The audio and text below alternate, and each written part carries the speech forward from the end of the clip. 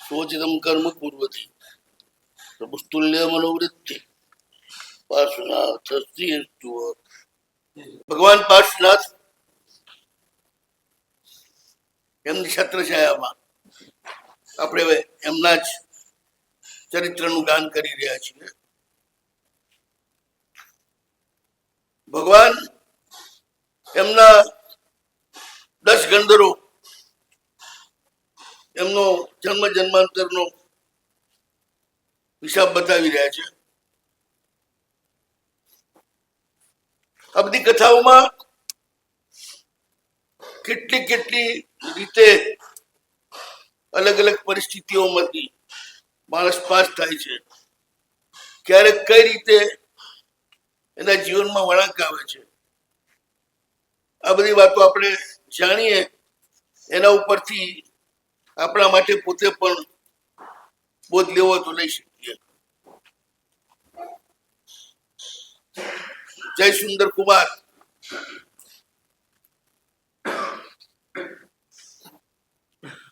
રાજાએ એનું અપમાન કરી કાઢી મૂક્યો અને પાછો બોલાવી પણ લીધો, રાજગાદી ઉપર પણ સ્થાપી દીધો.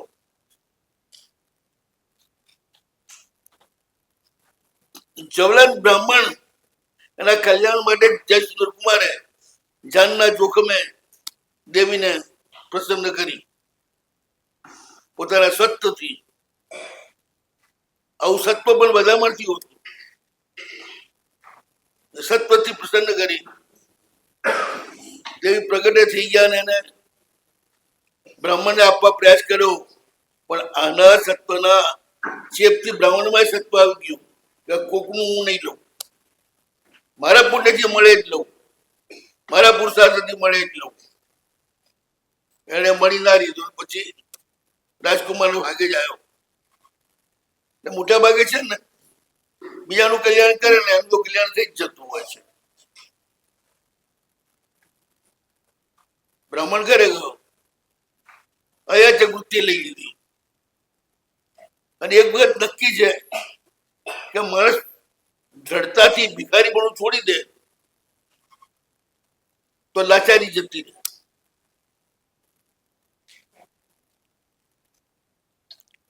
ન માંગવું એટલે ન જ માંગવું.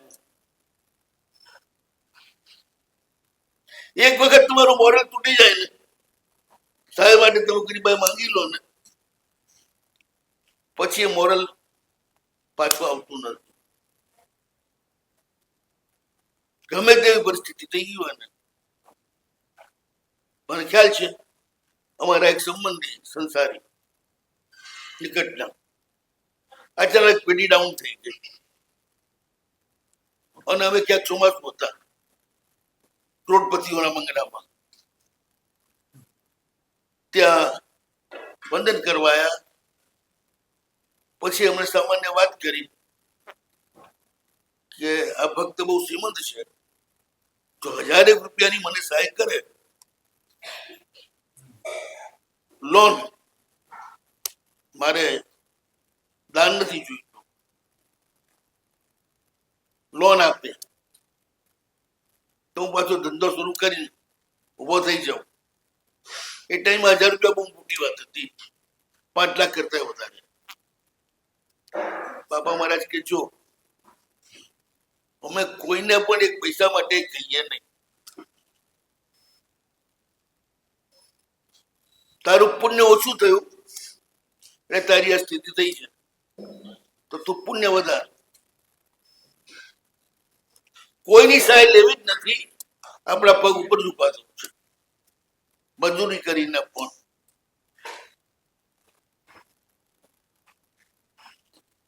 એ ભાઈએ સ્વીકારી લીધી વાત. સાવ નાની ઉંમર હતી, બાબા મહારાજે આપી દીધું બાધા, 5 વર્ષ સુધી બ્રહ્મચર્ય પાળ, રોજ કુસંગ્રમની વાળા ગણજે. એ ભાઈ પાછા ઘરે ગયા.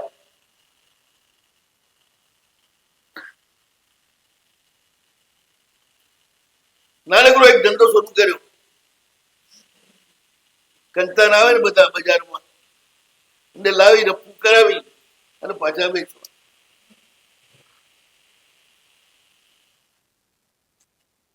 મફત બાદ કંતાન મળે, પૈસા પછી આપે ચાલે, રફુ કરાવીને પછી વેચે. 3 વર્ષ સુધી આ રીતે ચલાવ્યું. પુણ્ય વધી ગયું બ્રહ્મચર્યને જાપના કારણે. પાછી હતી એના કરતા બી સારી પેઢી ઉભી થઈ. પણ એક વખત કોઈ સહાય લે તો માણસ નું મોરલ પછી ઉભો નથી થઈ શકતો. આપણે આજના સાધર્મિકો સહાય માટે આવે છે ને, 25 વર્ષથી બધાનું આવતા જોવું મિનિમમ. એમનું માંગવાનું ક્યારે બંધ થતું જ નથી. એમને આત્મગૌરવ રહ્યું નહીં. જ્વલનનું આત્મગૌરવ જાગી ગયું. એક ઉત્તમ પુરુષનો સંસર્ગ એક સામાન્ય વ્યક્તિને પણ કેટલું બધું ફોર્સ આપી દે છે. એ મને દડા જાય છે. એમાં એક દિવસે અને સપનું આવ્યું બહુ સરસ. કોઈ મહાપુરુષને સહાય કરી અને એને જીતાડી દીધો. પેલા એ સ્વપ્ન પાટીકે પણ કહ્યું બહુ સારું સપનું આવ્યું છે. પછી એક દિવસ ઘરની અંદર તોફાન આવ્યું અને વેલો નાખેલો હશે માંડવામાં કોઈ શાકનો.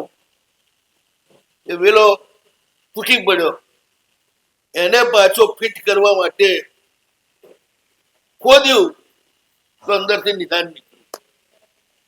મોટો ઘોડો અને એની અંદર કમ્પ્લીટલી 8 સ્ત્રીઓના પૂરા ઘરેણાના સેટ. જોતા જ રહી ગયા શું વાત છે કે આટલું બધું એમાં. અને સાથે સોનાના ટુકડા પણ ખરા.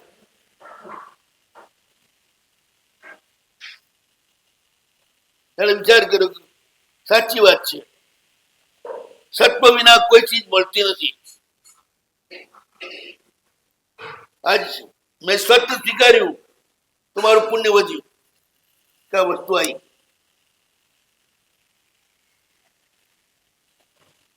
હવે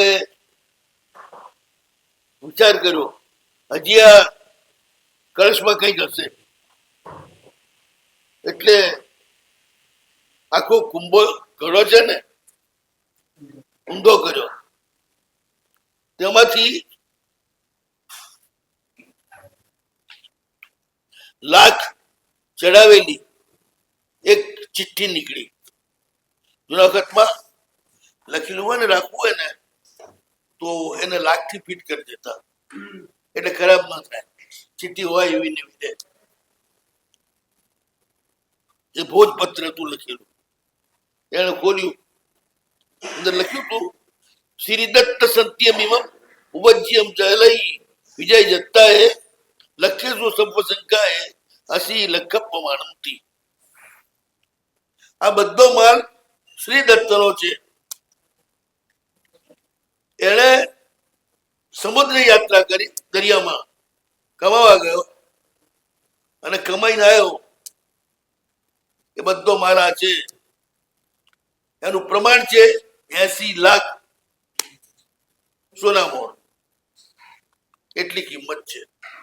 એ જમાનામાં સોનામોહરથી જ ચાલતું હતું, રૂપિયા નતું ચાલતું. એટલે પેલું 8 હતા ને ઘરેણાની, એક ઘરેણું એટલે એક એ જોડી 10 લાખની થઈ. 8 ભેગી થી 80 લાખ થયા. વિચાર કરે છે કે શ્રી દત્ત કોણ? ક્યાંક મેં નામ તો સાંભળ્યું છે, કંઈક છે કરું. આ બધું ઘરેણું પણ અને પૈસો પણ મેં જ ઉપાર્જનો લાગે છે. મેદાને આગુ બાજુ કર્યું લાગે છે. આમ વિચાર કરતા કરતા ઊંડા વિચારમાં ઉતરી ગયા, થઈ ગયા બેહોશ. ત્યાંથી સ્મરણ થયું, હેઠા પડ્યા. એકદમ બ્રાહ્મણી તો ગભરાઈ ગઈ. હાય હાય, હા નિદાનમાં જ કઈ ગડબડ લાગે છે, મારા ધણીને કઈક થઈ ગયું. ઠંડા ઉપચાર કર્યા. પેલો બાજુ ઉભો થયો એટલે પઠાણી કહે છે, ભટજી આપણે ઘરે ઘરે માંગી રૂકું કહીશું, પણ આપણા પૈસા ના જોઈએ. આવા પૈસા શું કામના? આવતા જ ઉપદ્રવ કરે. ત્યાં બેહોશ થઈ ગયા, તકલીફમાં પડી ગયા.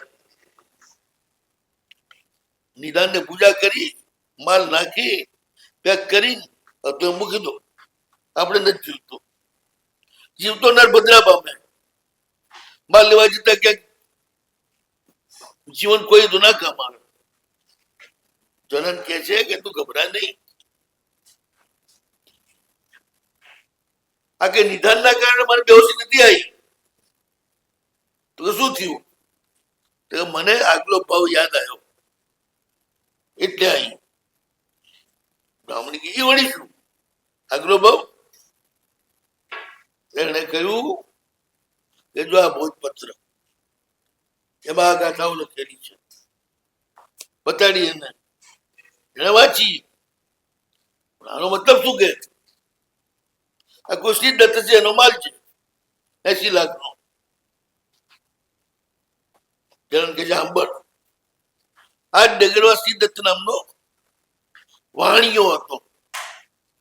એટલે વાણમાં માલ ભરી અને દેશ પ્રદેશમાં જે ધંધો કરે એક્સપોર્ટ ઇમ્પોર્ટ નો, એ વાણિયા કહેવાતા. વાણિયામાંથી વાણિયા. આપણે જે આખું ગુજરાત ને આ પટ્ટો છે ને, બધા વાણિયા જ કહેવાય છે ને, એનું કારણ જ છે. ઠેઠ સાચોર થી લઈ અને કેરાલા સુધીનો આખો સમુદ્રનો જે કિનારો, પૂરા કિનારા ઉપર બધા વાણિયા રહેતા હતા. વાણનો ધંધો કરવા વાળા. દક્ષિણનો પણ પૂરો કિનારો, ગુજરાતનો પણ પૂરો કિનારો. અને એના કારણે એ વાણના ધંધા કરવા વાળા વાણિયા પશ્ચિમ કિનારે બધા વસેલા. આજે પણ આ પશ્ચિમ કિનારે છે બધા. પેલી બાજુ જે રહે છે એ વાણિયા નથી કહેવાય, ઓસવાલ કહેવાય, પોરવાલ કહેવાય. અહીં જે છે વાણિયા કહેવાય. તો કે શ્રી દત્ત હતો અહીંયા. ઘરનો ખર્ચો તો ખૂબ, ધંધો નતો, પરદેશથી કમાઈ ના આવે. આ બધા કહેવત હતી, જે જાય જાવે તે પાછો ના આવે, અને જો આવે તો પરિયા ને પરિયા ચાવે એટલું ધન લાવે. હાથ પેટી ખૂટે નહીં એટલો પૈસો લઈને આવે બહારથી આવે તો. તને તો બધા પૈસા લગભગ પૂરા થવાયા. કોષ કોઠાર બધું ખાલી થઈ ગયું. વ્યાજે મૂકેલા હતા જે પૈસા એ વ્યાજમાં જ રહી ગયા. દૂર દેશાંતરમાં એનો મોટો ધંધો હતો. કેટલાય બધા એના વાણોતર હતા. અડતિયા પૈસા ખાઈ ગયા બધા. જ્યાં જાય ને ત્યારે બધું એક સાથે જાય. છેદ થઈ ગયા ખાલી. હવે સિદ્ધત તો ચિંતામાં પડી ગયો. ત્યારે ક્ષેમંકર નામનો એક દોસ્તાર એને કહ્યું, કેમ શું વાત છે ભાઈ? આમ લમણે હાથ દઈ કેમ બેઠા છો? પૈસા કમાવા એટલે વાત તો ખેર છે મદદ કરવા વાળાને. પૈસા ઓછા થયા એમાં આટલી ચિંતા શું કરે છે? ચાલો બધા જઈએ, સમુદ્ર ખેડીએ, ધંધો કરીએ, પૈસા લઈ આવીએ. સિદ્ધત કહે છે વાત તારી સાચી છે, પણ ટાઈમ જયારે માણસનો ઉલટો થાય ને ત્યારે સામે આવેલો રસ્તો દેખાય નહીં. સામે વાળા રસ્તામાં મૂંઝવણમાં પડે, સીધા રસ્તામાં શું કરશું કે દરિયે જઈએ કે વલસાડ લઈને પરદેશ જઈએ?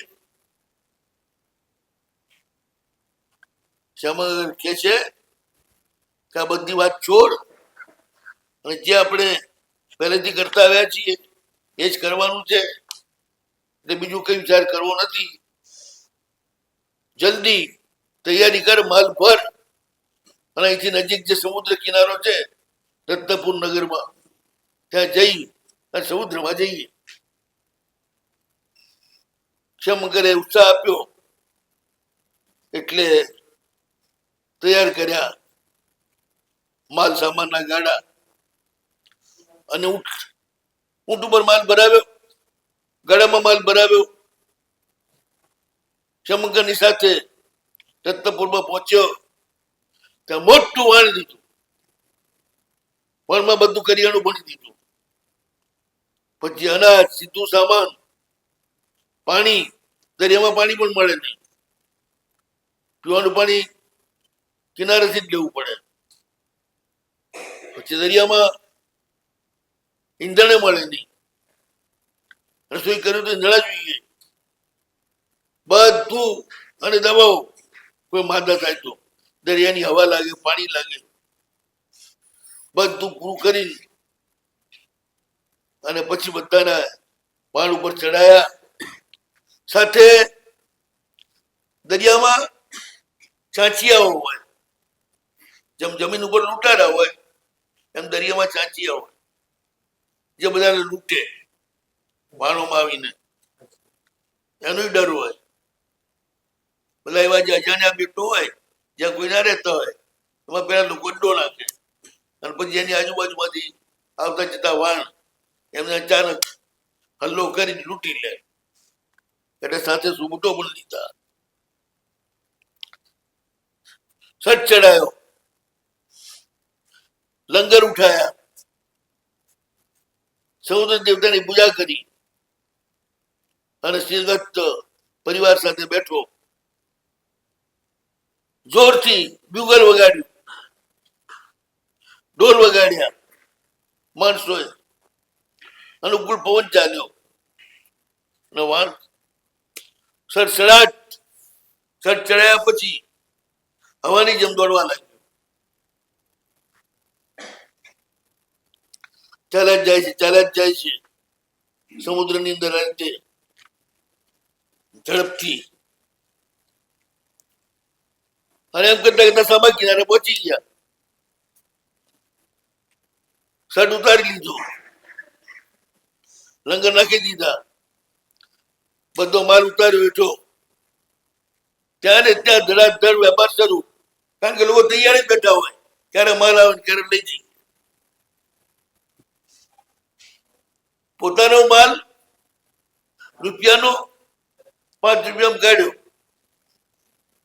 ત્યાંનો જે માલ હતો સીધો જ ખેડૂતોને એની પાસેથી મૂળ જગ્યાથી ખરીદ્યું એટલે રૂપિયા મળે. એ રીતે સામે ખૂબ માલ લીધો એને.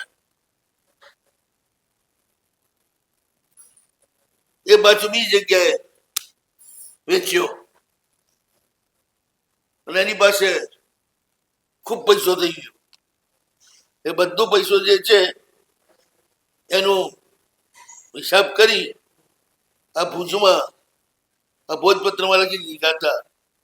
શ્રી દત્તે પોતે સમુદ્ર યાત્રામાં જે ધન મેળવ્યું એ 80 લાખ પ્રમાણ આમાં મૂક્યું. આ રત્નના લાબડામાં નાખી અને એમાં મૂક્યું. પછી પાછો નીકળ્યો વાણમાં. કેટલો માલ છે, શું છે એ નોંધ કરી અને બધું મૂકી દીધું, જેથી ભવિષ્યમાં યાદ રહે કે ભાઈ આટલો માલ છે, આટલું મૂડી છે. પાછો શટ ચડાયો, લંગર ઉઠાયા, અને ફટાફટ વાહન ચાલ્યું. હવે આ સોનું, આ ઝવેરાત, આ બધું જોઈને શ્યામંકર નું મન અકળ વિકળ થઈ.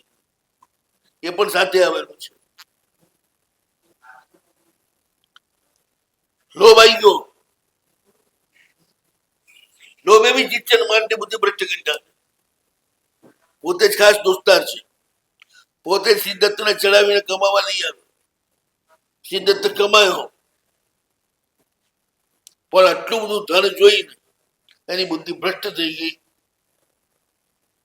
એવી ભ્રષ્ટ થઈ ગઈ કે બધું ભૂલી ગયો કે અમે બંને બાલ ઉઠ્યા, એકબીજા ઉપર કેટલો બધો વિશ્વાસ, કેટલો બધો પ્રેમ, બધું ભૂલી ગયો.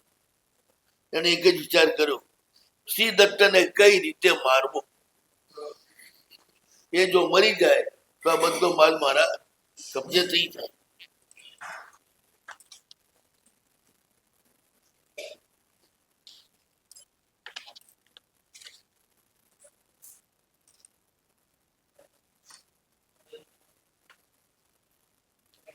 શ્યામંકરે અને આ રીતે વિચારમાં પડેલું જોયો ને, આના દિવસે બદલાઈ ગયા છે ને, એ તો ચહેરા ઉપર વંચાય. સીધે તેને કહ્યું, શ્યામંકર શું વાત છે? આમ ઘડી ઘડીમાં શૂન્ય કેમ થઈ જાય છે? આંખ બંધ કરી શું વિચારો કરે છે? શ્યામંકર કે હું કોઈ વિચાર કરતો નથી.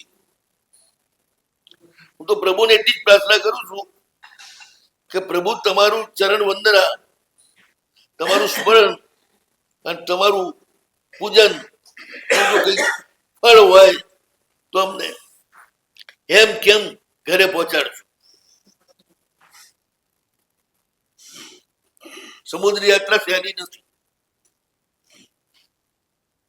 આજના જેવા સાધનો નહીં. ગમે ત્યારે ભયંકર તોફાન આવે, આખું વાણ ચક્કરમાં ચડી જાય, ક્યાં ને બદલે ક્યાંય મધ્ય સમુદ્રમાં પંટાઈ જાય. સમુદ્રમાં અંદર છુપાયેલા મોટા મોટા પહાડ હોય પાણીમાં જ, એના ઉપર ચડી જાય, અથડાઈ જાય, ટુકડા ટુકડા થઈ જાય. બધા ઘણા બધા ભય. એ બધામાંથી પાર પામે તો અમે કિનારે પહોંચે માલ સાથે.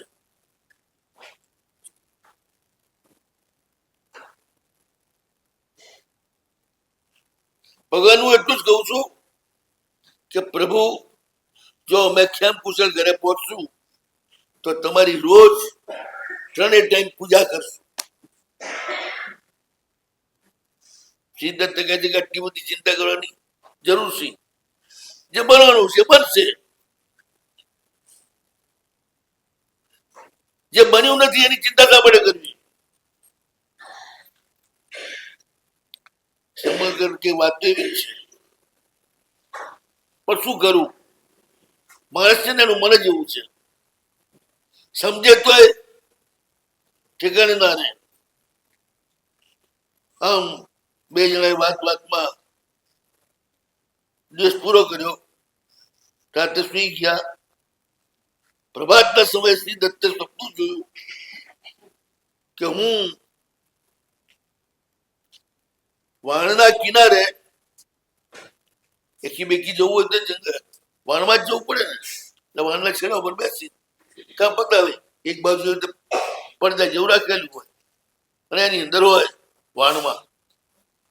તો કે હું બેઠો તો આ રીતે અને અચાનક શ્યામંકરે આવી અને મને ધક્કો મારી દરિયામાં નાખી દીધો. આ જોયું સપનામાં અને જાગ્યો. સિદ્ધત્ત વિચારવા લાગ્યો કે ભાઈ સપનું આ બધું બરોબર નથી. સ્વપ્નશાસ્ત્રમાં કયું જ છે અનુભવેલા સ્વપ્ન આવે, જોયેલા સ્વપ્ન આવે, જે વિચાર કરતા હોય એના સપના આવે, પછી વાત પિત્તને કપના વિકારથી પણ સપના આવે, દેવતા બતાડે તો સપનું આવે. પુણ્યથી પણ સપનું આવે અને પાપથી પણ સપનું આવે.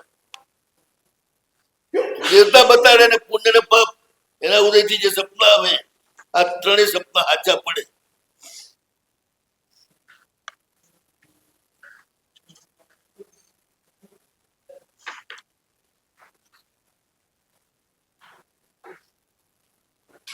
સ્પષ્ટ એમ કે દેખ્યું પોતે શરીર ચિંતા માટે ગયો છે ને પેલા ધક્કો માર્યો ને દરિયામાં પડ્યો. આ મારો મિત્ર છે, આવું કેમ કરે? હમણાં કેટલાક દિવસથી જોઉં છું એનું મગજ ઠેકાણે નથી. આખો દાડો આંખ બંધ કરીને કઈ કે વિચાર કરતો હોય છે. મેં એને પૂછ્યું તો બરોબર જવાબ નથી આપતો.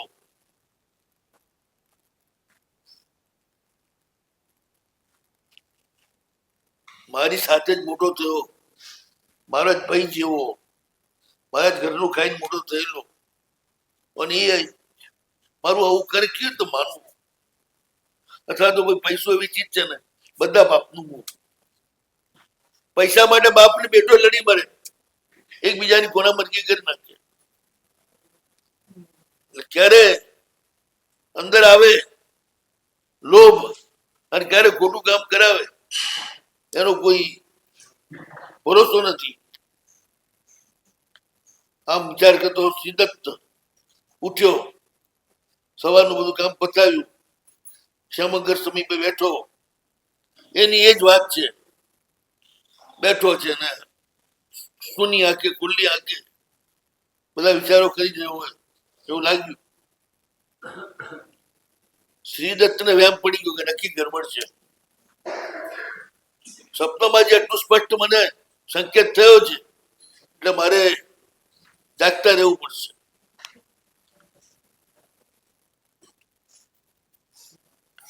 મધ્યરાત્રિનો સમય અને અચાનક પેશાબ કરવા માટે ઉભો થયો. અરે શ્રીદત્ત એને એક રીતે જતો જોયો એટલે શ્યામંગર એની પાછળ પાછળ આવવા લાગ્યો. જોયો એટલે શ્રીદત્ત તો એકદમ જાગતો જ તો, યોગ્ય જગ્યાએ જ કામ કરતો હતો. પેલોય માથે કપડું ઢાંકી મોઢું બાંધી એકદમ ત્યાં આવ્યો અને આમથી આમ ડફોળિયા મારતો. શ્રીદત્તે એને જોયો.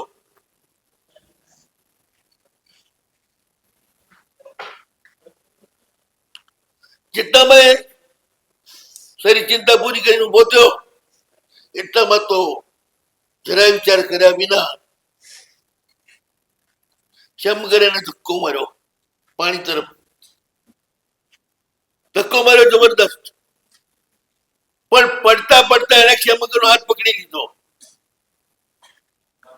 એ એની ભેગો દરિયામાં, બે ભેગા દરિયામાં પડી ગયા. ડૂબકા ખાઈ રહ્યા છે. ઘડીક અંદર જાય છે, ઘડીક બહાર આવે છે, ઘડીક અંદર જાય છે, ઘડીક બહાર આવે છે. એમાં ને એમાં કોઈ તૂટેલા વાણનું પાટિયું આવી ગયું હાથમાં શ્રીદત્તના. એને પકડી લીધું એને તો, અને 7મે દિવસે અમે કિનારે પહોંચી ગયો. જીવ તો ગળાઈ ગયેલો છે. દરિયાએ જોરથી ઉછાળી ફેંકી દીધો ઓઠમાં કિનારા ઉપર. એને પડ્યો, અડધો બેહોશ થયો. ધીરે ધીરે ઠંડી હવા આવી ત્યારે બધું જોવા લાગ્યો. ત્યાં આગળ એક બાબાજી આવેલા કંદમૂળ લેવા માટે. એટલે એને પૂછ્યું કે પ્રભુ આ કયો પ્રદેશ છે? ત્યાં પછી કહ્યું બેટા આ વેલાગમ નામનો પ્રદેશ છે, પાણી તો અહીંથી દૂર છે,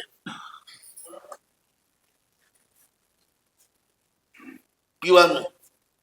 તું તરસ્યો લાગે છે તો લે મારા કમંડલું માંથી પાણી પી.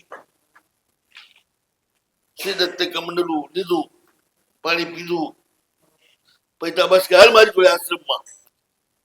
આશ્રમમાં કુલપતિ મળ્યા, પગમાં પડ્યો, આશીર્વાદ આપ્યા.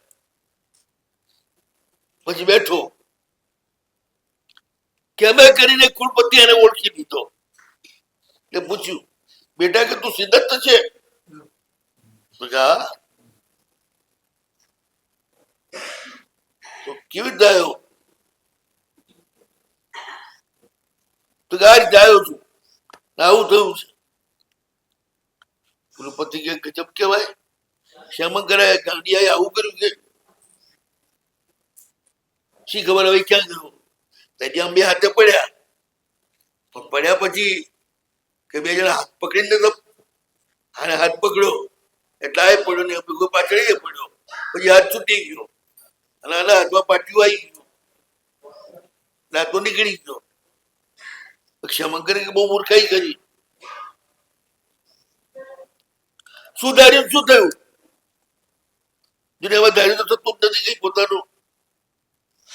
પણ વાત એવી છે કે આવો રોજનો દોસ્તાર આખી જિંદગી સાથે રહેલો એની પણ બુદ્ધિ ભ્રષ્ટ થઈ જાય તો આ દુનિયામાં ભરોસો કોનો કરવો?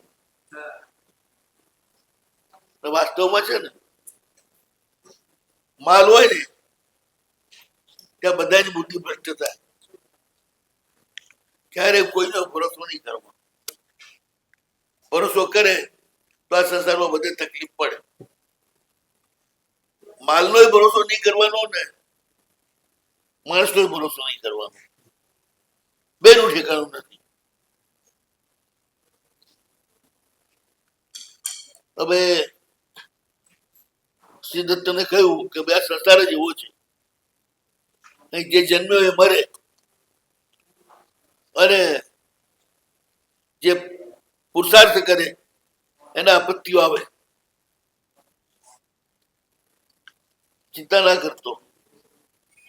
સિદ્ધ કે તમારે જરૂર મળ્યું, તમે મળ્યા પછી શું ચિંતા કરું છે? કોઈ ચિંતા નથી. કુલપતિ કે પૂજ્ય પુરુષો તરફ જેને હંમેશા પક્ષપાત હોય એનો અભ્યુદય થાય ને થાય. આ નિયમ છે. દેવ અને ગુરુ છે, માતા પિતા છે, હમણાં તરફ જેને પણ અત્યંત સદભાવ છે એ પરિવાર ક્યારેય દુઃખી થાય નહીં અને પુણ્ય વધી જાય. જમવાની વેળા થઈ, કુલપતિએ ત્યાં શું ખાવાનું હોય? કંદમૂળ ને ફળ જંગલમાં શ્રીદત્તને આપ્યા, એને ખાધા. થોડા દિવસમાં હાજો થયો. કુલપતિના પગમાં પડીને કહ્યું કે મને રજા આપો તો ઘરે જાઉં.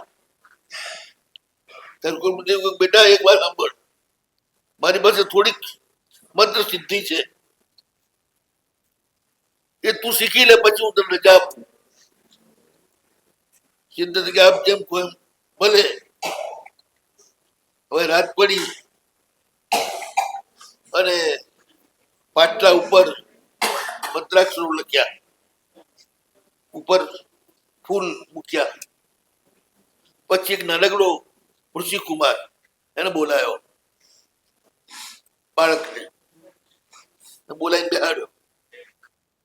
પછી 108 ફૂલ મંત્ર ભણીને એને માર્યા અને પછી પાત્રાવતાર વિદ્યાનો પ્રયોગ કર્યો. આપણે ત્યાં દૂરનું ને કઈ બી જાણવા માટે અનેક પ્રકારની હાજરાત થતી. પહેલા હાજરાત એટલે અવતાર વિદ્યા. જલાવતાર તો પાણીની અંદર દેવતાને બોલાવે, પાણીમાં દેવતા દેખાય, જે પૂછે એનો જવાબ આપે. દીપાવતાર દીવાની અંદર દેવતાને બોલાવીએ, દીવામાં દેવી દેખાય, જવાબ આપે. દર્પણાવતાર દર્પણમાં આહ્વાન કરે, દેવી આવે અને જેવો સ્પષ્ટ જવાબ આપે. પણ કોને? 8 થી 9 વર્ષ સુધીના બાળક અથવા પગે જન્મેલું જે બાળક હોય છે, વધારે નો ચડે. અને હાજરાત એવી રીતે ખડગની ધાર એમાં દેવીને બોલાવે ખડગા અવતાર થાય, એવી રીતે અંગુષ્ઠા અવતાર થાય. આ તો ઘણા જૂતા હોય છે. અંગૂઠા ઉપર અત્તર ને તેલ ને શું કહેવાય કાજળ લગાડે એટલે પડદો તૈયાર થાય અને પછી અવતાર કરે. પેલો પેલા કચરો કાઢવા વાળો આવે, પછી પાણી છાંટવા વાળો આવે, પછી આ આવે બોલતો જાય, આવતા જાય, એક પછી આખો દરબાર લાગે. આટલા નખમાં તો આખી ફિલ્મ દેખાય. તો આ પાત્ર અવતાર નો મંત્ર જાપ કર્યો. ક્ષણવારમાં એ બાળકમાં દેવીનો અવતાર થઈ ગયો. તો તેણે પૂછ્યું, ભાઈ કેમ મને તે યાદ કર્યો છે? ત્યારે કુલપતિએ કહ્યું કે દેવ, આ સિદ્ધત દરિયામાંથી પડ્યો અહીં સુધી આવ્યો એ તો સમજ્યા. હવે એનું જે વાણ છે બાલથી ભરેલું એને મળશે કે નહીં, અને ક્ષમકરનું શું થયું એ બતાવો. ત્યારે દેવતાએ કહ્યું છોકરાના શરીરમાં આવેલી કે ક્ષમકર તો આનો ને પોતાનો બેનો અકલ્યાણકર બન્યો. આ બેનું ક્ષમકર કલ્યાણકારી પણ બનવા કલ્યાણકર. આ બચી ગયું એના પુણ્યથી અને એ સીધો જ મગરના મોઢામાં જઈને પડ્યો અને મગર કેટલા દિવસનો ભૂખ્યો હતો એનું પેટ ભરી. હવે સિદ્ધત છે જો આ 10 દિવસ પછી અહીંથી સીધો રત્નપુર નગરમાં જાય તો ત્યાં એનું વાણ આવીને ઉભું રહેશે. જેવું છે એવું ને એવું, કોઈ તકલીફ નહીં થાય. એ જમાનામાં કે મોબાઈલ તો હતા નહીં, ફોને નતા, આ જ ઉપાય હતા. કઈ પણ કઈ જરૂર હોય આવી રીતે પાત્રમાં અવતાર કરે અને જે દેશ પ્રદેશની વાત જાણવી હોય એ જાણી લે. બંગાળમાં હવે ખૂબ હતા પહેલા. અંગ્રેજોને આપણા દેશ ઉપર રાજ કરવું તે ભયંકર ષડયંત્રો કરતા હતા. એમાં એક અંગ્રેજ જે છે એની ઘરવાળી બીમાર, એટલે એ અફસર ત્યાં બહુ ચિંતામાં હતો. એક બ્રાહ્મણ એને ત્યાં હંમેશા આવે. એને પૂછ્યું શું વાત છે, શું ચિંતામાં છો? તો મારી ઘરવાળી બીમાર હતી, શું થયું ખબર નથી પડતી. હવે લંડન છે એટલે સમાચાર આવતા ઓછા મહિનો થઈ જાય પાછો, કારણ કે સ્ટીમરમાં જ વ્યવહાર હતો એ વખતે. એટલે બહુ ચિંતામાં એમ કે ચિંતા ના કરો, હાલો. એને જલાવતાર કર્યો, જળને કુંડું ભરેલું લીધું, મંત્ર ભણીને ફૂલ નાખ્યા. થોડી વારમાં એ કુંડાની અંદર આખી ફિલ્મ શરૂ થઈ. એમાં એનું ઘર આવ્યું, ઘરની અંદર પડતી એની ઘરવાળી અને બધું જે એને જાણવું હતું બધું જોઈ લીધું. ઘરવાળી સ્વસ્થ છે, કશી કોઈ તકલીફ નથી, એટલે નિશ્ચિત થઈ. હવે એને પોતાના ઉપરી ઓફિસરોને વાત કરી કલકત્તામાં, કારણ શરૂઆતમાં કલકત્તામાં હતું ને અંગ્રેજોની કોઠી. એ વાત કરી એટલે બધા ગભરાયા કે આપણી જે કુટિલતા છે, ડિવાઇડ એન્ડ રૂલ, દેશના ભાગલા કરવા, રાજ કરવું, ત્યાંના જે પ્રાચીન પરંપરાઓ છે એને તોડવી, નાશ કરવો, આવી જો વિદ્યા હોય તો એની અંદર પૂછે તો આપણી બધી વાત ખુલી જાય, પોલ ખુલી જાય. આનો કંઈક ઉપાય કરવો જોઈએ. તે પેલા બ્રાહ્મણ દેવતાને કોસલાઈને પૂછ્યું કે તમારી પાસે આવી વિદ્યાઓ હોય એવા કેટલા જણા છે આપણા દેશમાં? તો ઘણાય છે, બધાને ભેગા કરો ને, આપણે બધાનું બહુમાન કરીએ. 21 જણા આવ્યા. 21 જણા હતા. હાલો કે આપણે ગંગાની અંદર જઈએ અને ત્યાં આગળ સરે કરશું, હરશું ફરશું, ત્યાં આગળ બહુમાન કરશું. બ્રાહ્મણો કે ભલે. બધા બોળ્યા, કોઈ કલ્પના નહીં કઈ. બધાને લઈ ગયા અંગ્રેજો અને પછી બરોબર મધ્ય ગંગામાં લઈ જઈ અને અચાનક બીજું મોટું વન આવી ગયું. એમાંથી બધા સૈનિકો ઉતર્યા, બધા બ્રાહ્મણોને ઉપાડી પાણીમાં નાખી પતાવી દીધા. આવું છે બધું. સિદ્ધતને બતાવી દીધું. આ જાણીને કુલપતિને નમસ્કાર કરી ત્યાંથી નીકળ્યો રત્નપુર તરફ અને તાપસ એને રસ્તો બતાડવા આવ્યા. રત્નપુરમાં પહોંચી ગયો. ત્યાં સામર નામના શેઠ છે નગરના, એને ત્યાં ગયો. એ શેઠે રાતના એક સપનું જોયું. એક મહાપુરુષ કુવામાં પડ્યો હતો. મેં અને મારી દીકરીએ એને હાથ આપી અને બહાર કાઢ્યો અને બચાવ્યો.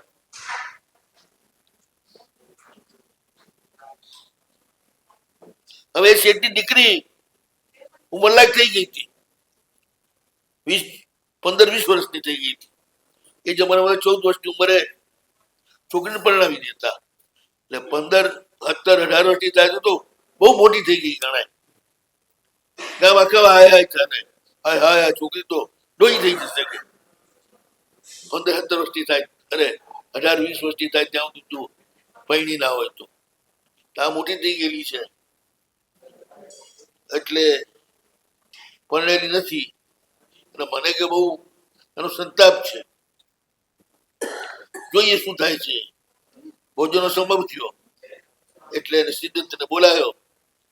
જોયું તો સિદ્ધત આમ રૂપાળો બહુ હતો. ભોજન કરાયું. છેલ્લે પૂછ્યું શું વાત છે, કેમ આવ્યા છો, ક્યાં જવું છે. સિદ્ધતે બધી વાત કરી કામ છે. સપના અનુમાનથી છેલ્લે જોયું કે આ જ માણસ છે. શેઠે કહ્યું ભાઈ મારી છોકરી ઉંમર લાયક છે અને તું પડેલો નથી, તું કે તારું લગ્ન કરાવી દઉં. એને કહ્યું ભલે, થઈ ગયું લગ્ન. 9 રાત ગઈ અને આવી ગયું વાણ. ધણી તો છે નહીં એટલે જે કપ્તાનો હતા ને વાણના, એમને વાણ પોતાને કબજે કરી લીધું. કારણ કે બીજું શું કરે, એમને એ તો ખબર તો છે જ નહીં કે ધણી અહીંયા પહોંચી ગયો છે. કબજે કરીને નક્કી કર્યું કે બધું કરિયાણું આપણે બધા વેચી લઈશું. અને કિનારે વાણ આવ્યું. હવે શું થાય છે જોઈશું.